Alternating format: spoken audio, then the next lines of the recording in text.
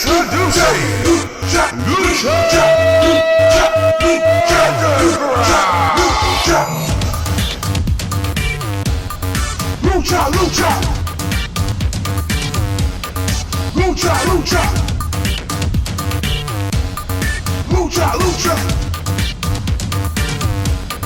Lucha Lucha. Ladies and gentlemen, it is time once again for everyone to enjoy some Lucha Underground review from your boy, Delexman. Season 2, Episode 19. Very good show as always. Lucha Underground continues to prove it is the premier show for wrestling fans. And tonight's show featured the main event between Matanza and the man they call Cage. Cage is cashing in his Gift of the Gods Championship, granting him a shot at the Lucha Underground Championship. And let's get right into it, man. I thought it was a really good main event. I am a big fan of wrestling shows that show a variety, not just Lucha Libre or just one style of wrestling. And although it's very easy for Lucha Underground to fall into that category, we're just Lucha Libre, they don't. They give us different styles of wrestling. We get hardcore, we get powerhouse, we get technical. And this main event was a big man, powerhouse, brawling, in-your-face, smash mouth, suplex city-like match. And I loved it. I'm happy that we got this kind of main event on this show. And I thought Matanza and Cage put on a really good match. I thought it came down to the wire. They exhausted both of their movesets. And there were points where I could have believed Cage would beat Matanza. But at the end of it, the monster Matanza comes out with the victory, beating Cage with the gift. No, excuse me. Not the gift of the gods. The wrath of the gods. The gift of the gods for the championship. That was the championship. The move is the wrath of the gods. And we can't call that a gift, because I'm pretty sure nobody wants that as a gift. Matanza wins, and he retains his championship. The monster continues to flourish as a dominant champion. Who will beat the monster? Who can beat the monster? If Cage can't do it, who can? We'll find out. We'll have to continue to watch to see who finally takes down, who finally dethrones Matanza. My guess is Pentagon Jr. Eventually, he will return. And he will be a much more darker persona, a much more darker character this time around. And a lot more dangerous than he was before. And he was dangerous last season. Other things that happened on the show. We kicked off the show with Daga versus Son of Havoc. There is no Ivelisse. And Angelico is still out injured. So he was just by himself.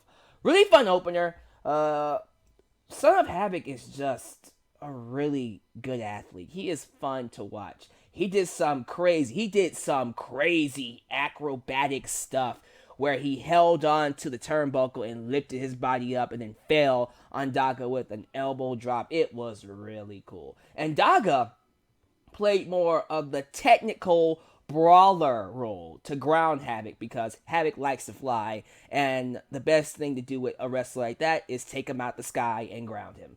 And it was cool seeing him use that style to defuse Havoc.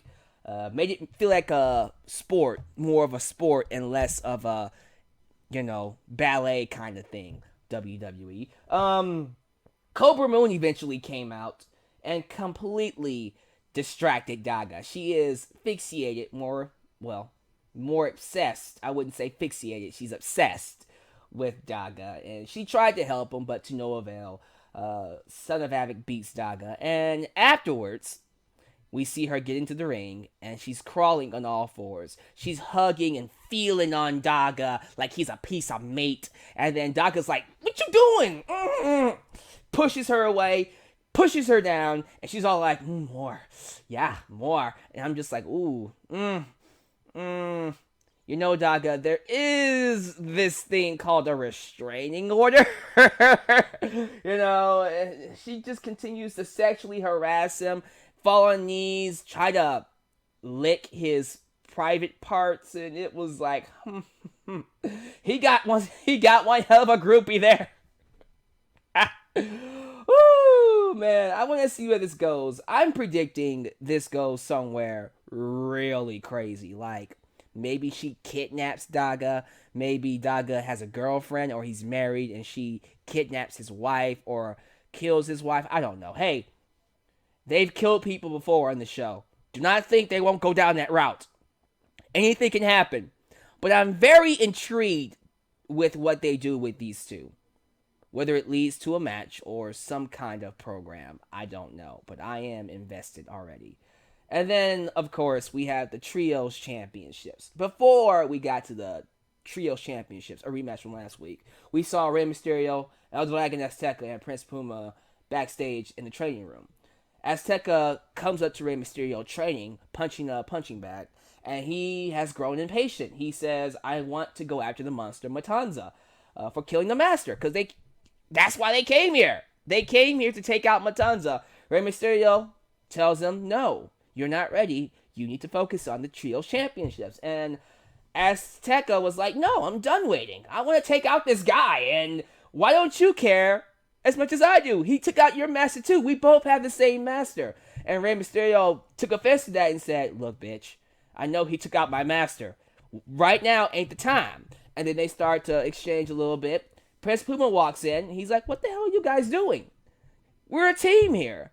And Rey's like, back off. This has nothing to do with you. So dissension starts to happen amongst the group. And just when it feels like they're about to collide, cooler heads prevail. And they all agree to settle things until, table things. Not settle things, but table things until after the Trios Championships. So the match happens. It is the Lucha Trinity, Rey Mysterio, Prince Puma, and El Dragon Azteca, taking on the newly formed team of Johnny Mundo, Jack Evans, and PJ Black. Do they have a name? I wonder what I would call them. What can I call them? I want to call them something rockish, heavy metal-ish, boy band-ish. I'm not too sure. I don't want to go too crazy with the boy band aspect. Something that has to do with rock music. Because I loved last week when they did the whole the air guitar stuff, and then the air guitar music played over the background. It was really cool. The guitar music wasn't air guitar. You get the idea. It was really cool. And I want them to have a name similar to something like that. So down below in the comments, give me thoughts. Give me ideas for names we can throw at Mundo, PJ Black, and Jack Evans. Great action, as always. I'm not expecting anything less than great when it comes to any of these six. Come on now. Prince Puma, a.k.a. Ricochet, Rey Mysterio, El Dragon Azteca. Then you got PJ Black, the former Justin Gabriel. We also have freaking Jack Evans, one of the greatest high flyers in wrestling today. And then freaking Johnny Mundo. Come on now. So, as expected, Mundo, Evans, and PJ Black, just like last week, played dirty. Low blows, distractions, distracting the ref, trying to skirt under the rules to maintain their championships. And eventually, it hit a boiling point. But, lots of high-flying spots, unique moves, like moves you don't see anywhere else but Lucha Underground and from these six. But Puma got so fed up with it. I think, who was it? Was it Jack Evans or was it Prince Puma? I think it was Prince Puma who hit El Dragon Azteca with a low blow. And Prince Puma was just like, Did I say Prince Puma hit the low blow? What? Okay, let me rewind that. Johnny Mundo hit El Dragon Azteca with a low blow, and Prince Puma got so pissed off. He is yelling at the referee. He's yelling at Rey Mysterio. God damn it! Do something! Stop being a freaking idiot! And I like that. I like that he got angry. He showed human emotion. Because in a situation like this, I lost the championships last week because of this shit. I don't want it to happen again. And so he allowed his anger to get the best of him. And then he just turned around and said, okay, you want to low blow me? Here. Boom. Low blows Johnny Mundo and disqualifies his team. And the bad guys keep the championships because Prince Puma lost his cool. Which is very rare. I have never seen Prince Puma, the White Knight of the Lucha Underground show, basically lose his cool. I like seeing that. It showed human emotion. It showed a little darkness to the character, a little yin and yang. Rey Mysterio has to restrain them. He has lost it. He's pushing El Dragon Azteca. He's pushing Rey Mysterio. He's about to kill people. And the I don't know what the Rockheads. I don't know. I'm not even gonna try it. Mundo, Jack Evans, and Prince Puma. What the hell? I just did it again. Mundo, Jack Evans, and PJ Black leave the ring, and I'm looking forward to seeing where this goes. I want to see how this affects Prince Puma going down later on in the season. We also have one more segment I want to talk about before I end this.